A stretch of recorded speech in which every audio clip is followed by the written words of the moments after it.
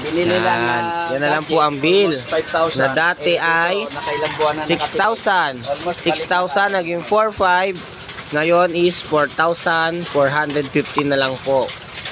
Same consume lang po ng mga gamit nila nung wala pang saver. Ito ngayon guys, subukan naman natin ngayon. Lagyan natin ng maraming load. Paiilawin ko yung ilaw. Isasama ko yung electric fan. Ito. Para makita natin kung talagang kaya niyang ikuhain yung lakas ng ilaw. Tsaka ng electric fan. Yung bulb 25.2. Isasama ko yung electric fan. Ayan. Ayan. Pumalo na siya ng 82.4. So kung isi-centralize natin, ilagay natin to. Tingnan natin kung alin mababawas guys ha. 82. Yan. Uy, grabe.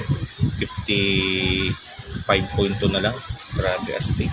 Kumbaga lahat ng gamit talaga.